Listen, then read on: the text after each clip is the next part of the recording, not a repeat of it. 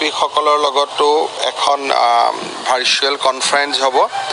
প্ৰতিটো পৰীক্ষা কেন্দ্ৰত এজন এছআই থাকিব, এজন গুৱাহাটীৰ পৰা যোৱা বিষয়া থাকিব। সেই দিনটো অসমৰ ৰাইজৰ অনুমতি লৈ কেন্দ্ৰবিলাকৰ আশে-পাশে আমি ইণ্টাৰনেট সেৱা আমি বন্ধ কৰি দিম সেই 2-3 ঘণ্টা সময়ৰ কাৰণে। আৰু এই পৰীক্ষাটো যিমান পাৰোঁ সিমান নিকা কৰিবৰ কাৰণে আমি যত্ন কৰিম। মই স্থানীয় ৰাইজসকলকো আহ্বান জনাম যাতে সকলোৱে এটা চেষ্টা ৰাখে, কাৰণ অসমত ইমান ডাঙৰ বৃহৎ নিযুক্তি শিক্ষকক বাদ দি আগত কেতিয়াও হোৱা নাই। আৰু আমি যদি এইবাৰ নিযুক্তিৰ জৰিয়তে খুব কোৱালিটি এটা মানৱ সম্পদ চৰকাৰত ল'ব পাৰোঁ, তেতিয়াহ'লে অহা 20 বছৰলৈকে চৰকাৰত এটা পজিটিভ ইম্পেক্ট থাকিব। সেইকাৰণে আমি সৰ্বোচ্চ চেষ্টা কৰিম।